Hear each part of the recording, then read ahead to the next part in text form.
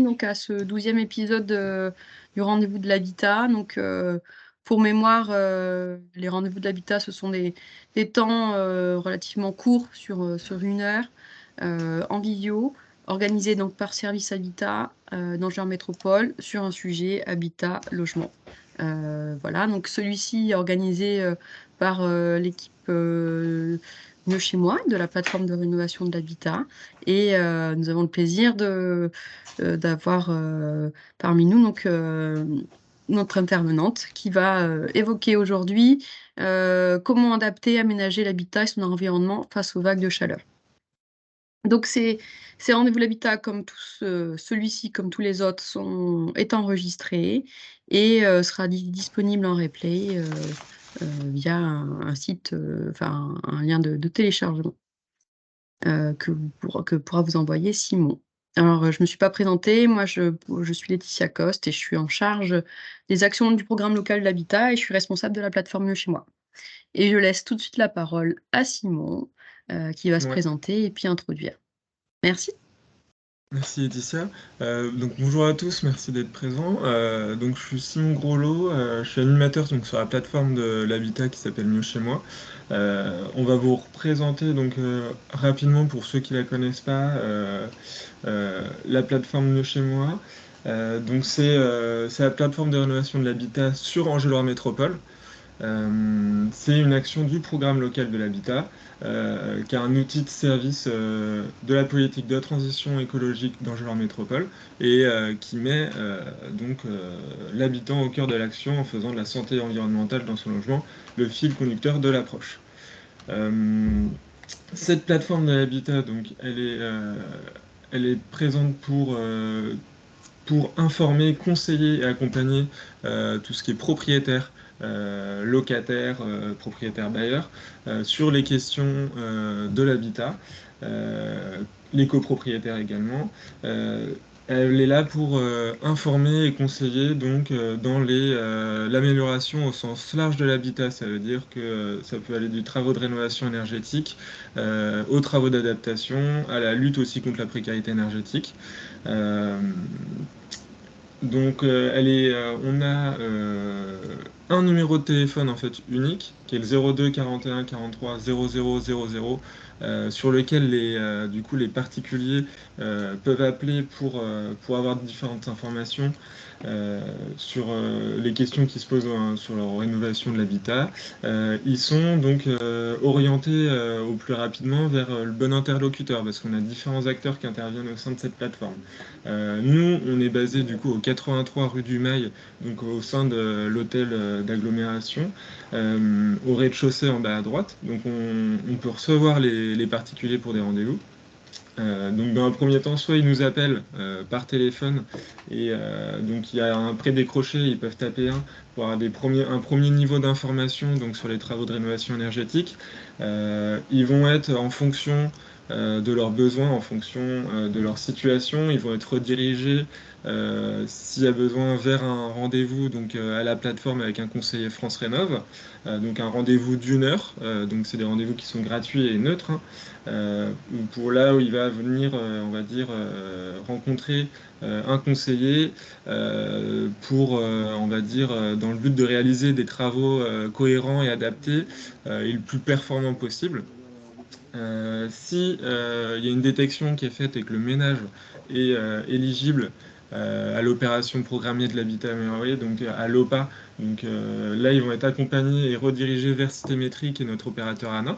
Donc là, il y a un autre dispositif d'accompagnement qui est plus poussé, où on va jusqu'à la visite, on va faire une visite technique chez eux et on les accompagne en fait. Il y a un accompagnement administratif dans la dépose des demandes d'aide financière et il y a aussi en fait une AMO donc, qui est effectuée par Citémétrie pour la lecture des devis.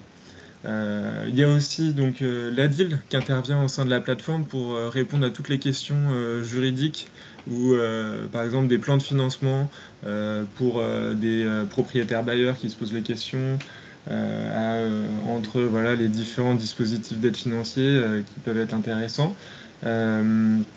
Et on a aussi le pré-décroché numéro 4. Donc là, ça tombe directement sur la plateforme Mieux chez moi, donc sur moi, où là, c'est les autres questions. Et en règle générale, soit on réoriente euh, vers vers le bon interlocuteur, ou sinon on donne la réponse. Je voulais rajouter qu'aussi Systémétrie, du coup, accompagne également les travaux d'adaptation. Voilà, toutes les personnes qui ont besoin de refaire leur salle de bain, par exemple, peuvent être accompagnées dans le cadre de la plateforme. C'est en fait mieux chez moi, c'est la porte d'entrée en fait pour tous les administrés d'Angers-Loire Métropole sur les questions de l'habitat. Il y a un numéro de téléphone, il y a un lieu, on a des permanences qui sont ouvertes et dédiées pour tout ce qui est travaux d'amélioration. On a des permanences dédiées pour les questions plutôt juridiques avec la DIL. Et on est également du coup une permanence on est ouvert en fait sans rendez-vous tous les jours de 10h à 12h30. Voilà, les particuliers peuvent venir directement à la plateforme, voire rencontrer quelqu'un pour avoir un premier niveau d'information et être au mieux orientés dans leur parcours de travaux. Aujourd'hui, le thème qu'on a voulu aborder, c'était le confort d'été, parce que c'est une question et c'est un sujet qui revient en fait relativement souvent aujourd'hui aux conseillers, les particuliers qui viennent en fait pour des problèmes en fait de surchauffe dans leur logement. Il y a des conseils qui sont adaptés en fonction de ça.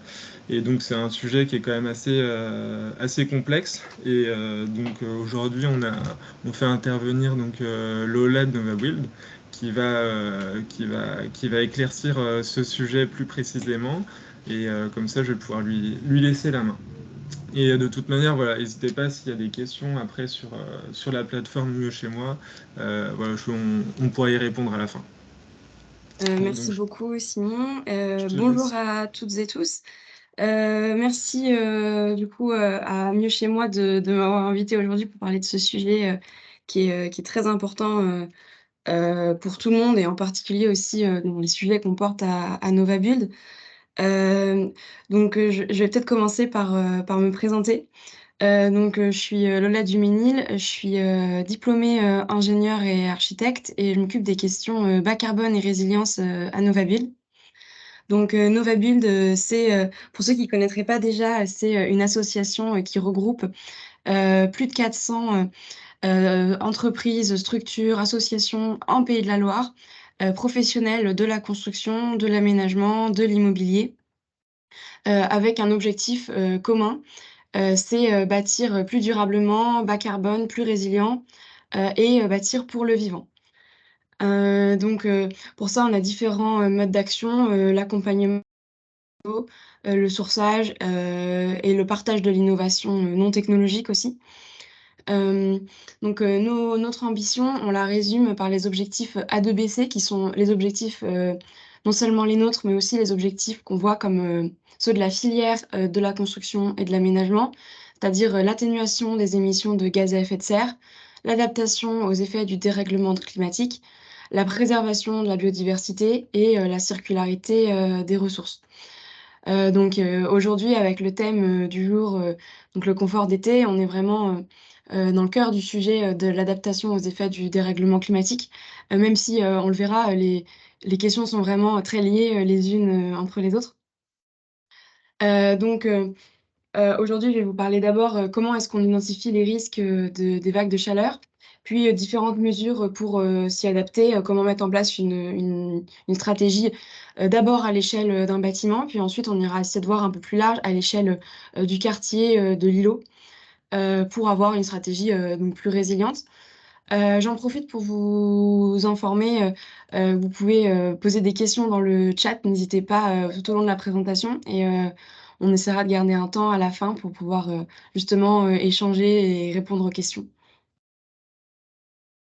Tout d'abord, la première étape dont je vous parlais, c'était d'abord d'identifier les risques, parce que les vagues de chaleur, on les connaît, elles sont présentes dans l'actualité, en particulier l'été dernier, on a pu voir quand même pas mal de ses conséquences, de par déjà les pics de chaleur, les records de température, des conséquences avec plus facilement des départs d'incendie, des conséquences aussi dans les infrastructures, notamment les EHPAD et les hôpitaux qui sont particulièrement vulnérables.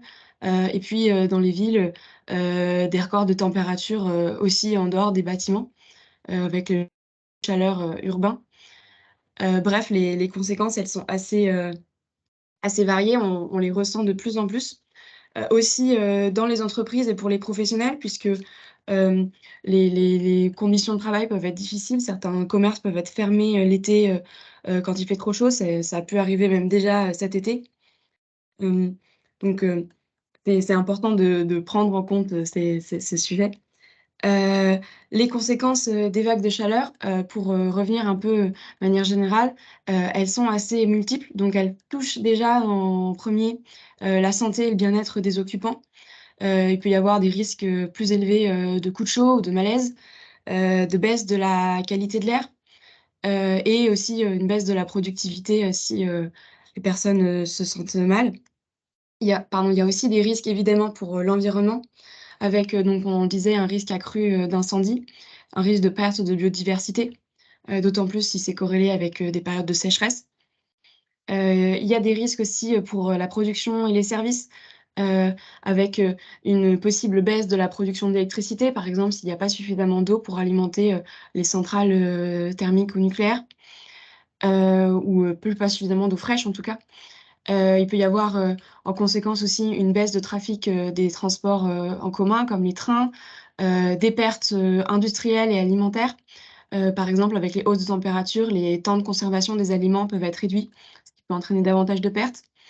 Et puis, il peut y avoir aussi une baisse de qualité des services, de soins, et une surfréquentation, donc notamment, les hôpitaux, les EHPAD dont on parlait tout à l'heure. Et il peut y avoir aussi, lors des périodes de forte chaleur, des changements de comportement qui sont induits, qui vont aller amplifier encore plus, le problème. Par exemple, un report modal, vers la voiture.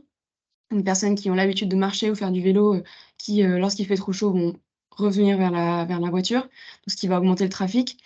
Il peut y avoir une surconsommation d'eau, pour différentes raisons et puis également une surconsommation d'électricité, notamment en raison, de la climatisation, mais aussi de d'autres équipements qui pourraient être utilisés. Et puis, toutes ces conséquences, en fait, on voit bien qu'elles sont toutes, très liées, les unes avec les autres. C'est bien tout un système, qui, s'auto-entretient et donc comment est-ce qu'on fait, pour, rompre, cette boucle déjà à l'échelle, du bâtiment, et de la ville, pour éviter, d'entretenir un système qui n'est pas forcément, viable, sur le long terme, avec des canicules qui peuvent, être amenées à durer assez longtemps. Si le sujet, des conséquences des vagues de chaleur vous intéresse, notamment sur la question du santé et du bien-être, et donc le confort thermique, et la qualité d'usage, je vous invite à aller regarder, cette référence. D'ailleurs, je mettrai des références tout au long, de la présentation, donc hésitez pas si vous voulez retourner après sur le PDF, pour, aller, creuser plus loin certains sujets. Hem, donc tout d'abord, voilà, pour connaître, ces risques-là, c'est assez étudié, déjà à l'échelle, internationale et nationale, et aussi à l'échelle, régionale avec, la déclinaison des scénarios du GIEC, en Pays de la Loire, qui permettent de connaître, les risques de vagues de chaleur, de pics de température, de sécheresse, et donc de faire, des prédictions, donc des aléas de température. On peut connaître l'augmentation, du nombre de jours, anormalement chauds et à partir de ce scénario-là, on peut même, faire, des estimations, des conséquences que ça pourrait avoir en termes, de baisse de productivité, voire même, de décès. Ça permet, d'anticiper au maximum, ces risques-là.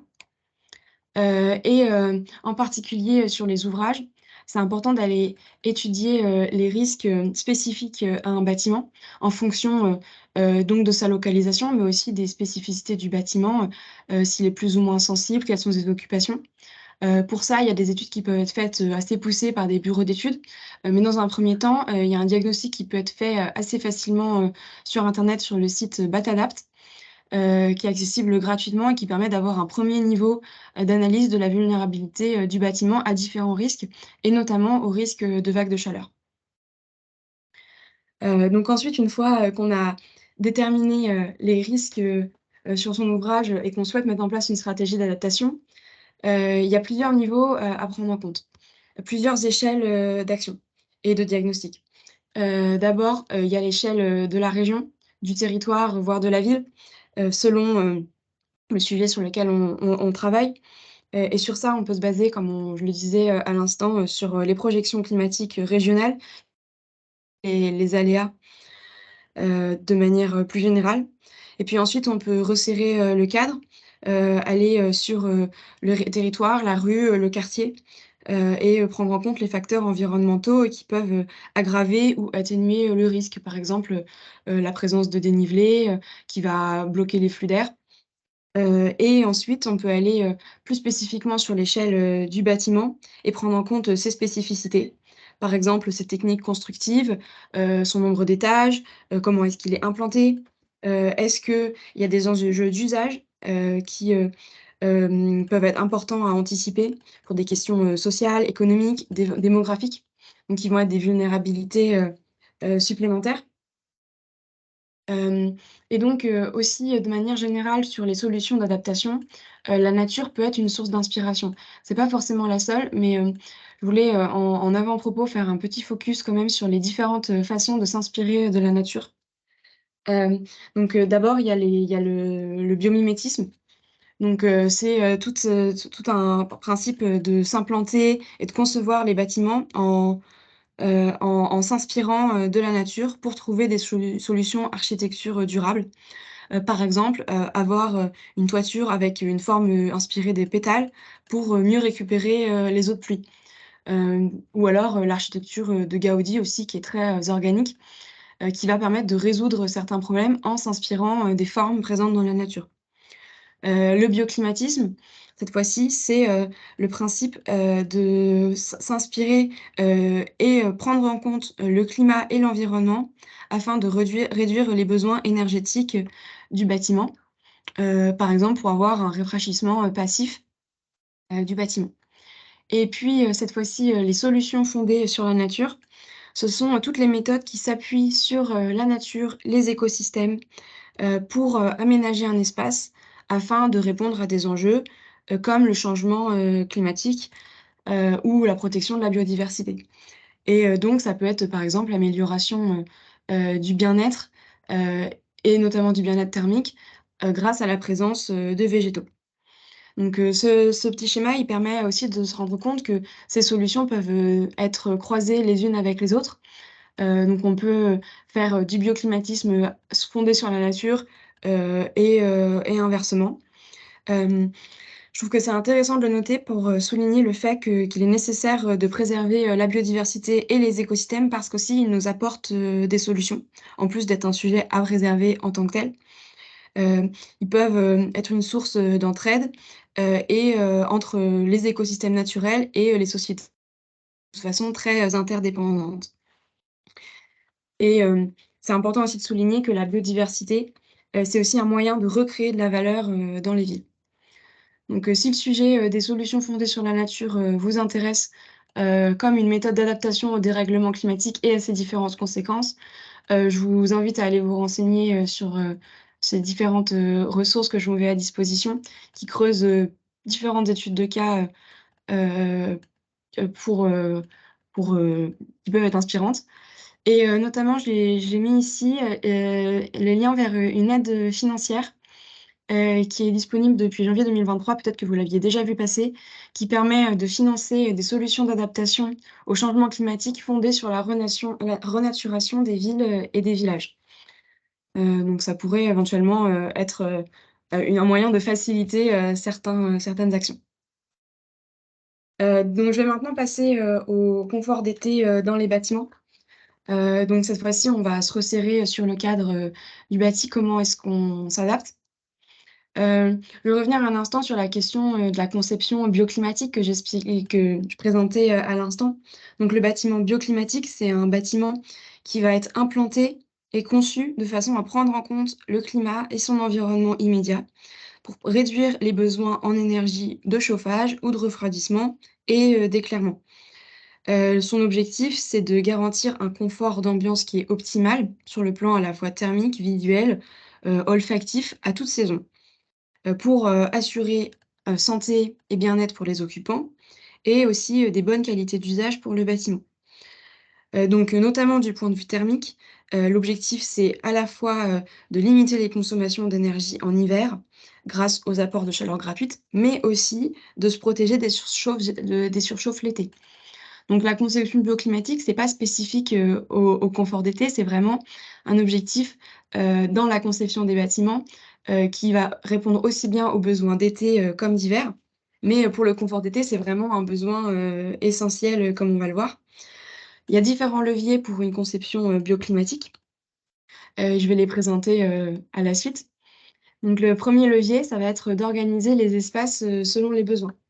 Par exemple ici, j'ai pris l'exemple d'un logement et on a regroupé, les pièces selon leurs besoins, en termes de température. Donc, le principe, c'est que les pièces où on va passer, plus de temps, les pièces de vie, vont avoir besoin d'être, à une température plus confortable, alors que certaines pièces comme les chambres et les salles de bain, on va y passer moins de temps, on a moins besoin, de température élevée. On peut se permettre de les regrouper entre elles ou les mettre côté nord, voire même ensuite les pièces qui n'ont peu ou pas du tout besoin, de température confortable peuvent être complètement orientées au nord, voire, non chauffées. Donc le fait de regrouper les espaces de cette façon, ça va avoir, plusieurs, intérêts, notamment le fait, de faire des gains énergétiques, entre les pièces qui sont, proches et qui vont pouvoir se chauffer, mutuellement, et de mieux répartir, les flux. Donc attention, évidemment, cette organisation, elle va être très différente selon le type d'usage. Donc ici, on a l'exemple d'un logement. Dans des bureaux, il faudra vraiment faire l'étude, analogique pour, se demander, quels sont les espaces dont on a besoin, dans le bureau. Les besoins ne seront pas strictement les mêmes. Un autre moyen, qui fait aussi partie de la conception bioclimatique, c'est de végétaliser à proximité, d'un bâtiment. Ce qui va avoir des intérêts, à la fois pour l'hiver et pour l'été, mais notamment pour l'été. Donc la végétalisation, ça va permettre d'apporter, déjà, de l'ombre sur le bâtiment, notamment avec, des arbres qui vont, avec des espèces feuillues qui vont avoir des feuilles en hiver et pas de feuilles en pardon, des feuilles en été et pas de feuilles en hiver, ce qui va permettre d'apporter plus d'ombre en été qu'en hiver. Heu, par le même, moyen, l'arbre va aussi, réfléchir, le rayonnement solaire, donc aussi éviter, le rayonnement. Heu, il va, favoriser l'infiltration de l'eau dans le sol, donc il va y avoir une régulation, des ressources, en eau. Il va aussi pouvoir, limiter le vent, donc ça peut avoir un effet positif ou négatif, donc à moduler selon, les besoins. Et puis il va y avoir, l'effet, de l'évapotranspiration. Donc l'évapotranspiration, j'explique, tout de suite ce que c'est. C'est le principe, d'évaporation, de l'eau liée au cycle de vie, de l'arbre qui va permettre de réchauffer, rafraîchir, l'air ambiant.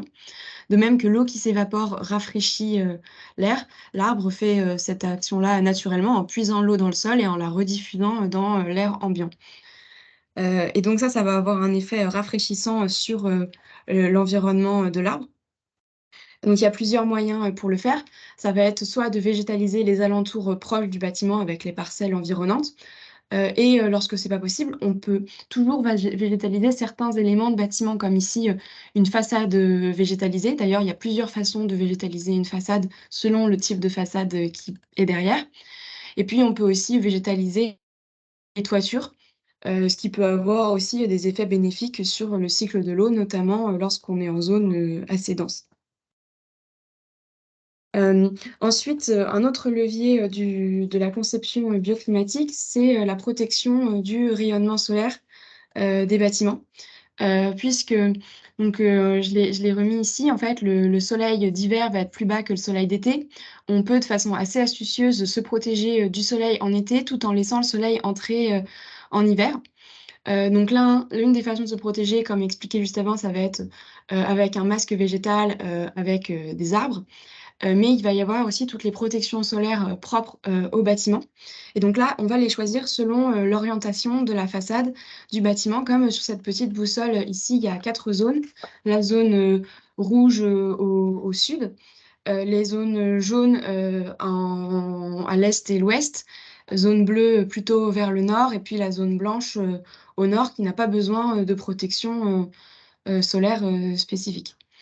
Et donc, sur la façade sud, les recommandations, c'est d'avoir une protection forte, plutôt pour briser les rayons venant du haut, comme on le voyait sur la page précédente, avec des débords, casquettes ou auvents. Je vous ai mis quelques exemples de bâtiments qui respectent ce principe-là sur la façade sud. Donc, il y a vraiment des esthétiques qui peuvent être utilisées très différentes selon l'implantation du bâtiment et les volontés. En façade est-ouest, cette fois-ci, le principe, ça va plutôt être euh, d'avoir des protections mobiles orientables avec des brises soleil orientables ou mobiles, ou encore des volets roulants ou des volets classiques qui vont pouvoir être ouverts ou fermés selon les moments de la journée, pour pouvoir avoir le ratio optimal entre bloquer le rayonnement solaire et faire rentrer la lumière tout de même au moment où on n'est pas exposé directement.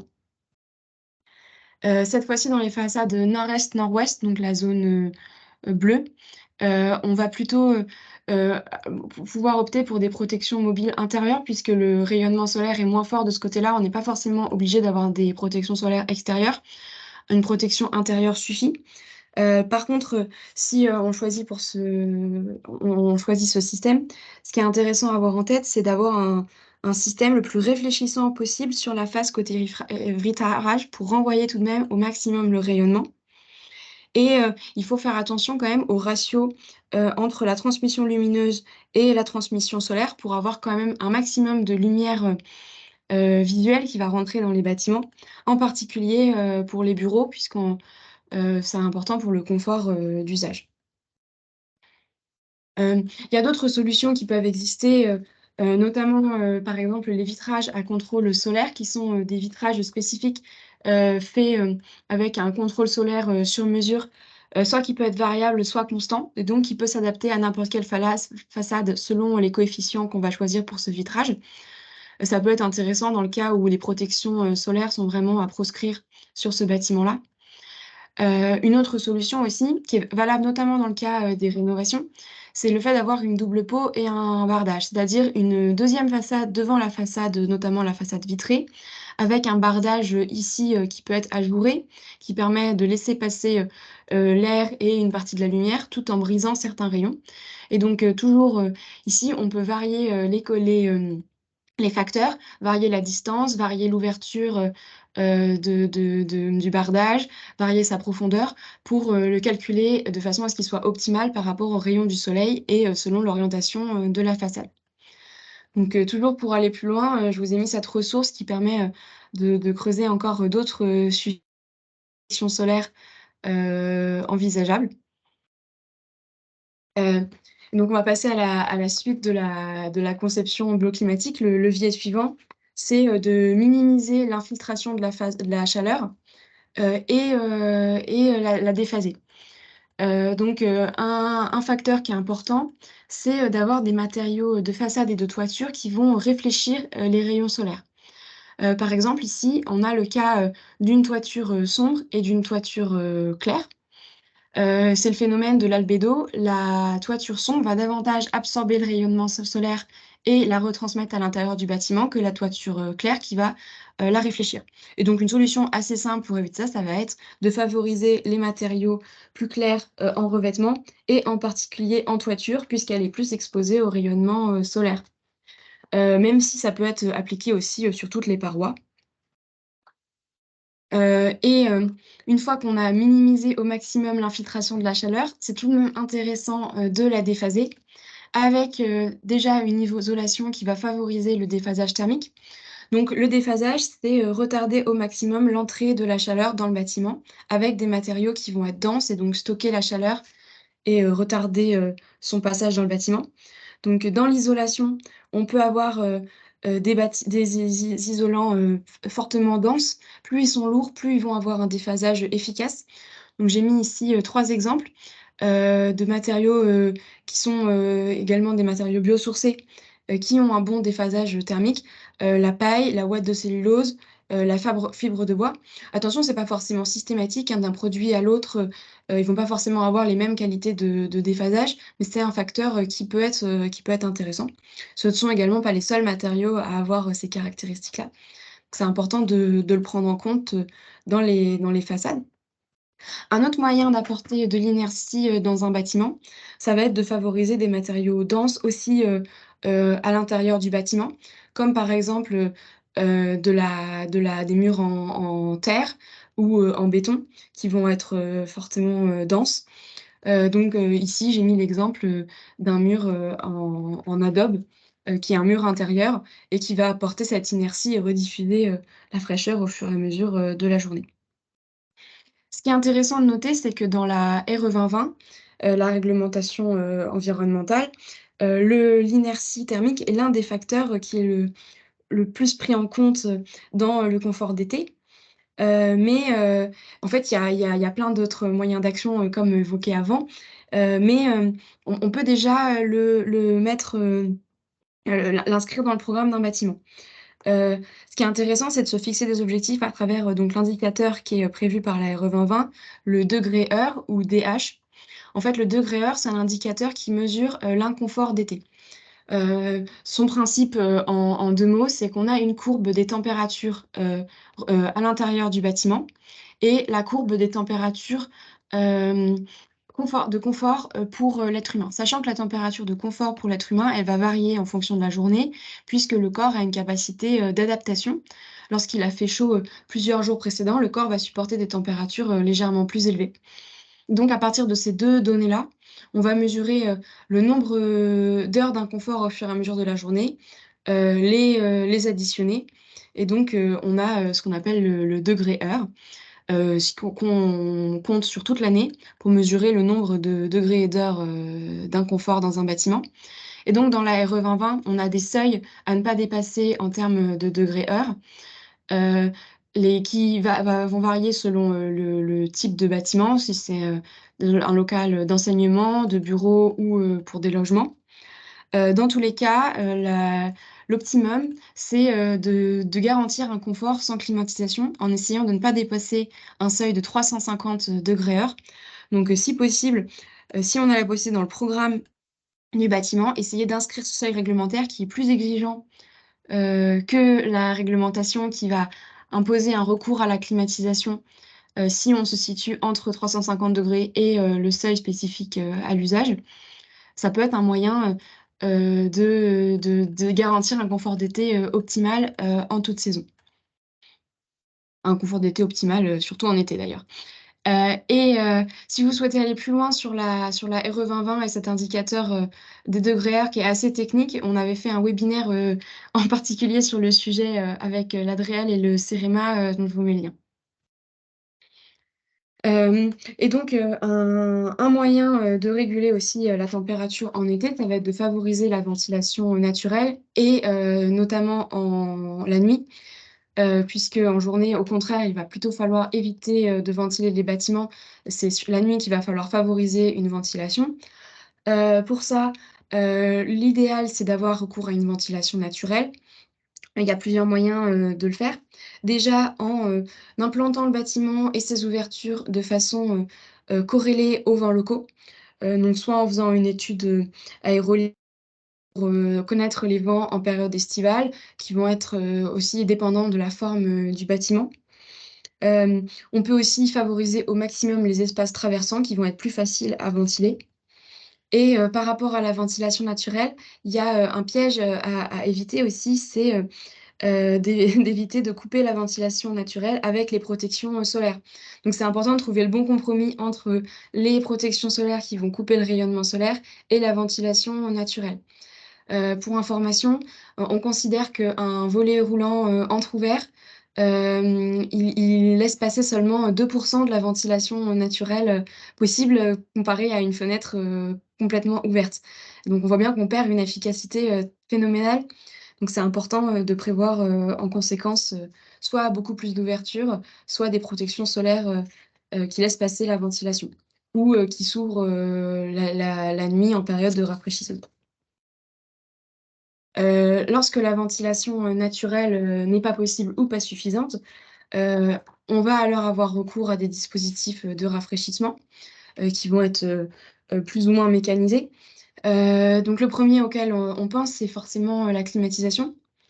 Donc j'attire tout de même l'attention sur le fait que la lymphosémie, on l'a évoqué au début, elle va consommer beaucoup d'énergie. C'est même ce qu'on appelle une maladaptation, puisqu'elle va consommer beaucoup d'énergie, réchauffer l'air environnant, donc augmenter l'effet d'îlot de chaleur urbain dont on va parler par la suite. Bref, c'est pas forcément une bonne solution à répliquer dans tous les bâtiments. L'idéal, ce serait d'avoir recours à d'autres systèmes. Donc, je vais vous en présenter quelques-uns. La géothermie, c'est le premier dont je vais parler. C'est le fait de produire du froid ou du chaud de façon renouvelable grâce à la température du sol. Ce qui est intéressant, c'est que ça fonctionne aussi bien donc, pour produire du froid que du chaud. C'est une ressource qui est renouvelable, donc qui peut être couplée à une pompe à chaleur qui va demander des travaux plus ou moins lourds, mais qui se développe de plus en plus. Donc ça peut être une solution intéressante quand on prévoit des travaux sur le bâtiment. Un autre moyen, c'est le rafraîchissement adiabatique. Donc le principe du rafraîchissement adiabatique, c'est d'appliquer un courant d'air sur une surface humide, ce qui va rafraîchir l'air. Par le même principe que l'évaporation qui rafraîchit l'air, c'est ce principe qui est efficace. Donc il y a plusieurs systèmes qui existent. Il y a des équipements de rafraîchissement adiabatique de différentes dimensions. Il y en a des très équipés. Il y a des ventilateurs brumisateurs. Ou alors, il peut y avoir tout simplement un système de ventilateur avec une surface humide ou un mouchoir humide devant en, en dépannage qui peut être tout aussi assez efficace. Ce qui est important à noter, c'est que ce système va être beaucoup moins consommateur que la climatisation. C'est pourquoi il est quand même intéressant en remplacement. Un autre système, c'est le brasseur d'air. Donc qui lui va augmenter la vitesse de l'air dans la pièce, ce qui va favoriser la sensation de rafraîchissement pour les occupants. Ce qui est quand même intéressant puisqu'on parle ici d'améliorer la sensation de confort. Un autre système, ça va être le puits climatique, comme le puits canadien, qui est aussi un moyen d'apporter de l'air froid renouvelable. La surventilation, cette fois-ci, on parle de la ventilation habituelle, mais la faire fonctionner de façon plus importante, notamment en période nocturne, pour évacuer l'air et faire rentrer de l'air froid. C'est important de le faire en période nocturne ou en période où l'air est plus frais à l'extérieur, sinon, au contraire, on va aller réchauffer l'air intérieur. Une autre attention spécifique peut être apportée aux apports thermiques internes. Donc en ayant une efficacité énergétique plus élevée pour éviter au maximum les apports gratuits qui sont liés à l'intérieur du bâtiment. Par exemple, qui peut être intéressant, c'est d'isoler le réseau d'eau chaude sanitaire pour éviter d'apporter des degrés supplémentaires par ce biais-là. De dimensionner de manière optimale et d'utiliser de façon efficace les éclairages et les équipements. Par exemple, en ayant le strict minimum de lumière par rapport à ce qui est nécessaire, en utilisant seulement les équipements dont on a besoin, puisqu'ils vont aussi libérer beaucoup de chaleur, notamment tout ce qui va être équipement informatique et les ordinateurs. Et puis, évidemment, il faut limiter leur utilisation pendant les fortes chaleurs pour éviter d'apporter des degrés supplémentaires. Un autre moyen d'agir, ça va être d'adapter les modes de vie et la gestion du bâtiment. Ça peut être en adaptant les horaires et la configuration des lieux selon le soleil. On peut revisiter aussi les codes vestimentaires, notamment dans les milieux professionnels. Ça peut être un levier d'action pour augmenter de façon très rapide et facile le confort des habitants, des occupants, pour trouver un équilibre entre le milieu professionnel et le confort d'usage. Ce qui peut être intéressant aussi, c'est de créer des zones refuges, qui seraient des zones de rafraîchissement pour les occupants en période de forte chaleur, et en particulier pour les personnes à risque. C'est important de les sensibiliser à utiliser de façon convenable les équipements et à se mettre en sécurité, à faire attention en particulier aux personnes les plus vulnérables. Pour aller plus loin sur la question du confort d'été dans les bâtiments, je vous ai mis ici plusieurs ressources sur les vagues de chaleur pour aller creuser notamment la question des protections solaires, de l'architecture bioclimatique et d'autres mesures spécifiques sur l'échelle du bâtiment. Et on va passer maintenant à l'échelle au-dessus, du coup, l'échelle urbaine et les questions d'aménagement qui vont causer ou ne pas causer l'îlot de chaleur urbain. Donc, d'abord, l'îlot de chaleur urbain, son principe ici, c'est l'illustration pour Nantes, mais à Angers, ce serait assez similaire. C'est causer davantage de surchauffe et de problèmes de qualité de l'air, notamment en raison de la pollution du parc automobile, qui va être influencée par la morphologie des villes, notamment le fait qu'elles soient très denses, très artificialisées, et avec de l'air qui circule mal en raison en canyon et des matériaux peu réfléchissants. Donc le premier levier, ça va être de limiter l'artificialisation. Donc ici, on est toujours à Nantes. Ce sont ces 3 schémas sur lesquels le premier représente les sols artificialisés sur la métropole. Le deuxième, c'est les écarts de température en période de vague de chaleur. Donc on voit bien qu'on a des zones rouges qui ont des températures beaucoup plus élevées, très localisées. Et en fait, en regardant la carte des zones d'activité, on voit que ça correspond à ces zones-là. Et donc pourquoi les zones d'activité ont des températures encore plus élevées que les métropoles? C'est en raison de leur très forte imperméabilisation et revêtement type bitume. Puisqu'on sait, on l'a vu juste précédemment, le bitume, il est à la fois perméable, il est souvent de couleur sombre, donc il absorbe beaucoup la température. C'est des zones qui sont très artificialisées, parfois aussi assez denses. Bref, ça va favoriser l'augmentation de température de façon très localisée. Donc le premier levier contre l'îlot de chaleur urbain, ça va être de limiter au maximum cette artificialisation-là pour éviter d'étendre ce phénomène. Et puis même au contraire, d'essayer d'aller renaturer autant que possible. Donc la renaturation, ça va être pas seulement pour la compensation, c'est vraiment une stratégie à mettre en place à l'échelle d'un territoire. D'ailleurs, ça va être le sujet de l'objectif zéro artificialisation nette, qui est un sujet à part entière. Et donc, c'est d'ailleurs intéressant pour le rafraîchissement des établissements, mais il y a aussi des intérêts pour la gestion des eaux pluviales, pour la préservation de la biodiversité, mais aussi pour le bien-être et l'attractivité des espaces, des entreprises. Et donc, quand on souhaite mettre en place des actions de renaturation, c'est comment on s'y prend concrètement? L'important, c'est d'avoir une approche, je dirais, générale, territoriale de la renaturation. Déjà, la prendre en compte à l'échelle du territoire ou de la métropole. La stratégie générale, ça va pouvoir être déjà d'augmenter l'indice global de biodiversité sur le territoire. Par exemple, avec la mise en place d'un indicateur qui évalue la quantité d'espaces végétalisés, ainsi que sa qualité, au total sur le territoire et dans chaque, heu opération, d'aménagement, voire même sur chaque parcelle, sur chaque intervention. On peut prévoir par exemple des quotas minimums d'espaces végétalisés, et des espèces, suffisantes pour, et pérennes pour, tous les projets.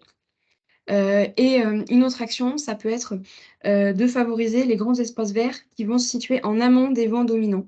Puisque comme on l'a vu, puisque les espaces verts et notamment les arbres, la végétation, plus importante va rafraîchir l'air, si elle se situe en amont du vent dominant, elle va permettre de rafraîchir davantage, la ville que si, le parc se situe, en aval.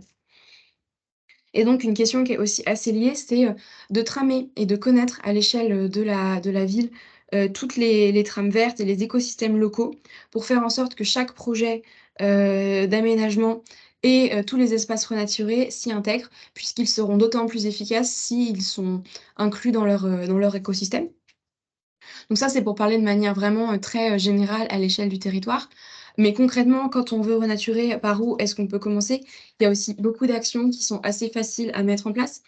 Par exemple, un levier, ça va être de renaturer, les parkings, soit avec, des places de parking, perméables, engazonnées, avec des dalles gazonnées, voire, complètement aller jusqu'à un changement d'usage. Par exemple, ici, c'est des espaces, de parking. Une partie de l'espace de parking, a été, renaturée, pour en faire, d'un espace, de potager. Heu donc ce qui a un intérêt aussi, pour, la cohésion sociale, l'implication des occupants et des habitants. Hem, un autre levier assez similaire et d'ailleurs, c'est déjà, en cours sur la ville d'Angers, c'est d'aller travailler sur les cours d'école avec, les cours, d'école, Oasis. Heu donc ce qui permet, de trouver des espaces, favoriser des espaces végétalisés, dans des zones, déjà denses, dans les villes. De même que pour le parking, ça va avoir aussi des bénéfices sociaux, pour, la participation, des citoyens. C'est pas toujours facile, de renaturer, de rendre le sol, perméable, et de donner une vraie, circularité, de l'eau, dans le projet de renaturation. Parfois, c'est pas possible pour, pas mal de raisons, pour des raisons économiques ou parce que le sol est déjà, peu perméable ou parce qu'il y a des réseaux de circulation qui passent à l'endroit où on a la possibilité de renaturer.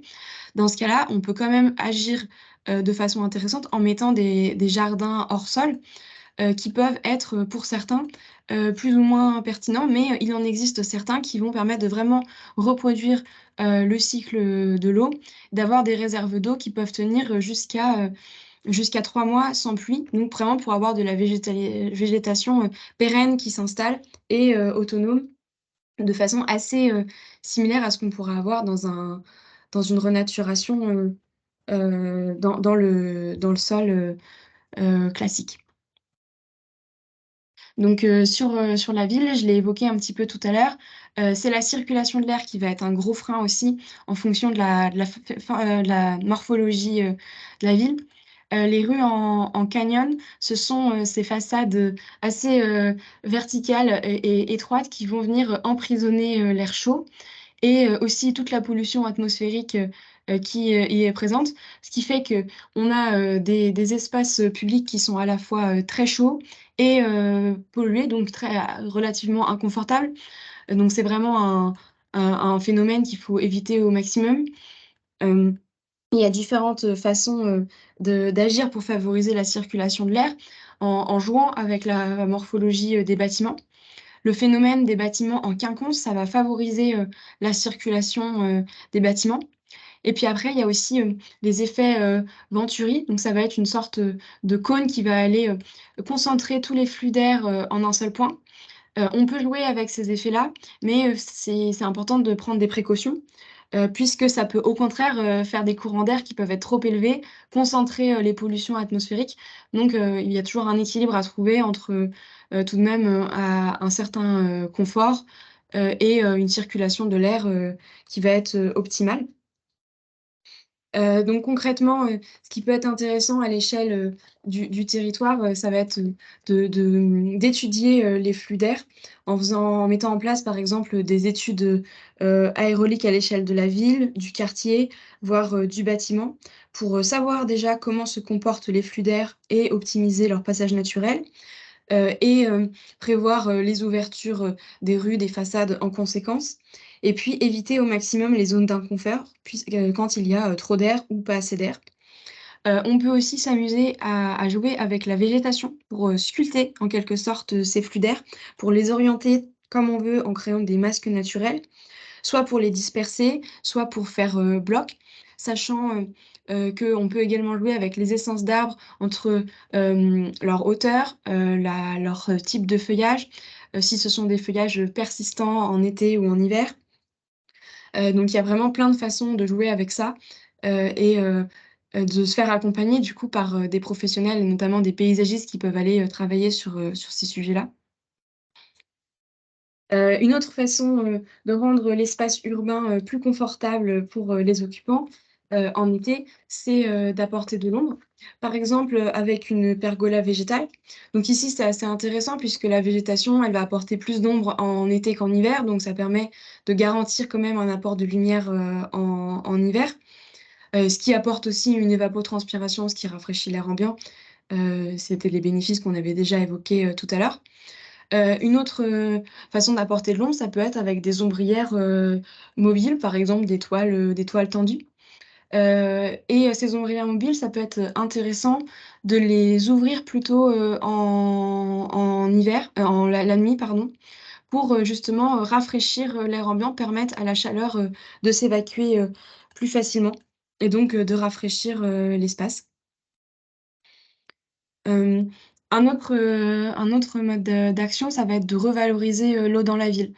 Puisque, on l'a vu, l'eau, elle, va permettre de rafraîchir, l'air ambiant en s'évaporant et donc, il y a déjà de l'eau qui est présente, dans, différents endroits, de la ville et donc, c'est intéressant d'en tirer parti, au mieux. Soit en lui redonnant, sa place, en surface lorsqu'il y a de l'eau qui peut être, canalisée, et donc, si, possible de façon, la plus, naturelle possible, en restaurant vraiment le cours d'eau de façon, écologique pour, lui donner, ses capacités aussi de résilience, éviter, d'avoir, des débords d'eau, et de créer aussi un refuge pour la biodiversité. Hem, un point qui peut être intéressant aussi, c'est que jouer avec les cours d'eau, c'est à la fois intéressant, mais c'est aussi un risque puisque les cours d'eau, ça peut aussi être très facilement des zones, dangereuses, voire des zones inondables et donc ça peut être intéressant de jouer au contraire avec, cet aspect-là. Par exemple ici, sur cet exemple, il y a une guinguette qui a été créée dans une zone, inondable avec des matériaux, qui sont, résistants à l'eau, et donc la guinguette est temporairement accessible. Ça crée des zones confortables en période, sèche qui n'ont pas besoin d'être utilisées, en période, humide. Ça crée quand même des espaces, plus confortables et aussi, conviviaux. Donc, quand, l'eau, n'est pas naturellement, présente, sur l'endroit qu'on souhaite rafraîchir, on peut quand même l'apporter et en tirer, des bénéfices. Par exemple, en s'inspirant, des systèmes de rafraîchissement qui sont présents, en Andalousie, ou dans les pays chauds. Par exemple avec des bassins qui vont être ombragés ou des fontaines ou des cascades qui vont, favoriser, l'évaporation, et donc le passage, de l'air pour, rafraîchir, l'espace. Donc attention à le faire, de façon pertinente, pour éviter d'avoir une surface d'eau qui va tout simplement, s'évaporer, sans rafraîchir l'environnement. Il faut toujours avoir, hem, la réflexion de l'eau et du passage, de l'air pour que cet air rafraîchi aille bénéficier, aux usagers, du lieu. Sur, cette question, du rafraîchissement urbain, je vous ai encore mis, quelques ressources. Notamment, la ressource en bas à droite de l'ADEME. Il y a de nombreux exemples, que je vous ai présentés qui sont issus de cette présentation, mais il y en a encore beaucoup d'autres dans ce document, je vous invite vraiment à aller creuser, il est très concret et aussi le guide Sésame, développé par le CEREMA, dont l'objectif c'est d'aller, accompagner, les porteurs de projets, dans le choix des essences végétales, pour planter en ville, afin de répondre à différents objectifs. Déjà, trouver des espèces, pérennes qui vont persister, aux effets, notamment du réchauffement, climatique. Aussi, choisir les espèces selon, leur degré de contribution à l'effet, d'îlot de fraîcheur et leur capacité d'évapotranspiration.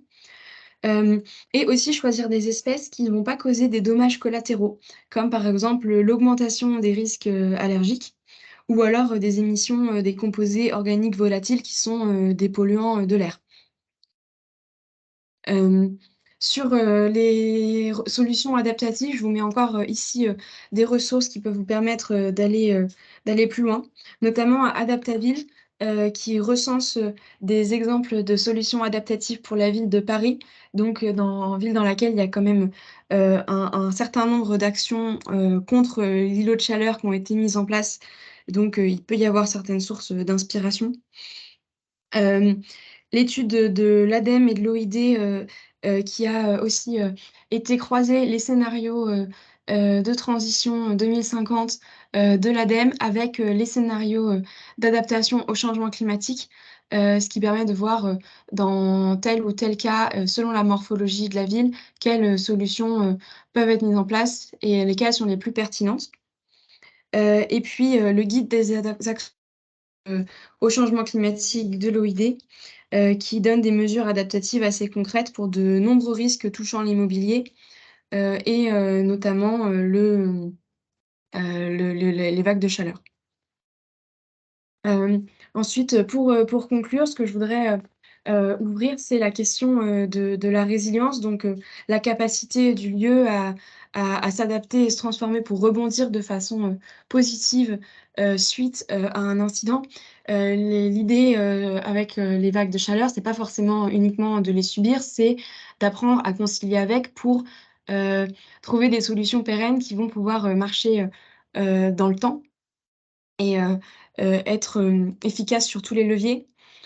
Pour cela, je trouve que le CEREMA a créé une boussole qui est assez intéressante de la résilience, qui est basée sur ces 8 critères, qui sont les 8 critères de la résilience d'un projet selon eux.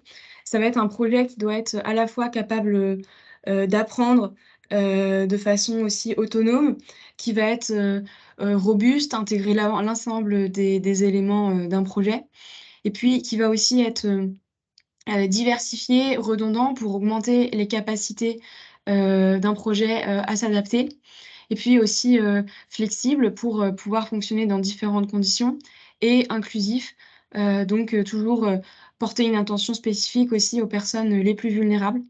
Donc si vous voulez aller plus loin, vous pouvez aller creuser leur dossier, mais c'est un guide qui peut être assez intéressant d'utiliser comme une grille d'analyse avant de mettre en place un projet, d'aller utiliser ce guide comme une sorte de checklist pour se demander est-ce que tel ou tel sujet a été suffisamment creusé ou non. Voilà, je vous remercie beaucoup pour votre attention et je vous propose de passer à une session de questions si vous en avez. Lola, Oui. il y avait une question là sur le fil de monsieur Sylvain Quat. A-t-on des informations sur l'impact sanitaire du rafraîchissement adiabatique et des consommations d'eau nécessaires? Alors, je ne vais pas avoir les chiffres en tête précisément là. Donc, je pourrais creuser et puis remettre dans le rapport de mail. Mais je pense qu'il doit y avoir des études là-dessus. Ok. Euh, C'est de manière générale, ça reste beaucoup moins consommateur de ressources que la climatisation, en fait. C'est ça l'ordre de grandeur à retenir. Euh, Si on considère pas uniquement la ressource en eau, la ressource énergétique et les ressources de manière générale. ok. Est-ce que vous avez d'autres questions?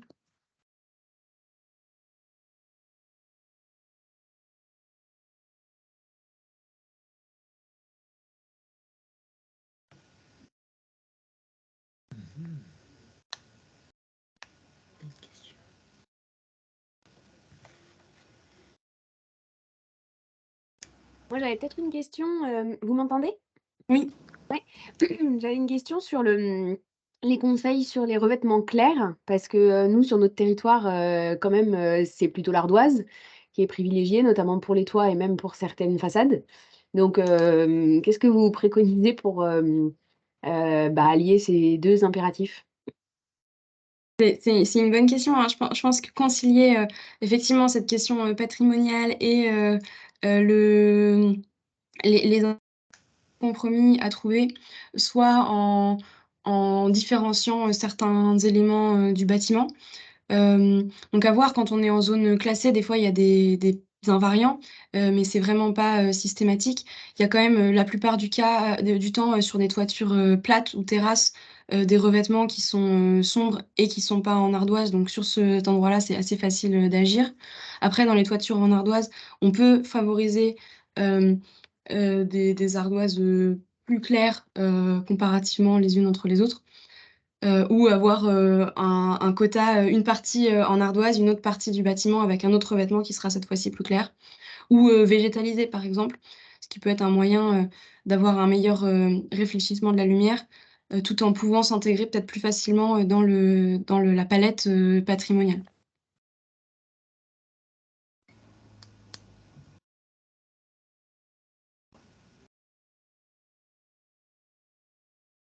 D'autres réactions, d'autres questions? Donc il y a Sébastien Boireau qui a eu la gentillesse là, de nous mettre le lien de l'étude qu'a réalisée l'agence d'urbanisme de la région angevine, l'AURA, une étude sur les îlots de chaleur. Donc vous avez le lien là sur le fil de discussion.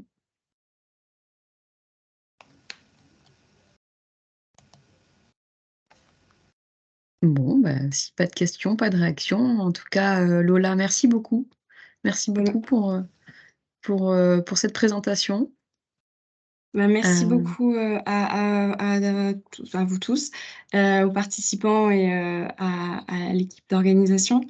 Je vous enverrai la présentation, elle sera disponible aussi pour les personnes qui ont participé et qui souhaitent revenir sur les références. En tout cas, n'hésitez pas à me contacter par la suite si jamais vous avez d'autres questions qui vous viennent en tête. On est disponible aussi pour nos adhérents, mais aussi pour la filière, donc pour l'ensemble des professionnels sur ce sujet. Merci. Simon, tu veux Merci, Lola. conclure peut-être? Non, c'était une présentation très complète et du coup, je pense que ça offre aussi beaucoup de solutions justement pour s'adapter à l'avenir à ces vagues de chaleur qui vont arriver de façon inéluctable. Donc voilà. Et merci à tous pour votre participation. Comme d'habitude, hein, on vous renverra le replay et la présentation de Lola. Comme ça, vous aurez tous les liens pour aller vous enrichir encore plus de cette présentation. Merci à tous et bonne journée. Merci.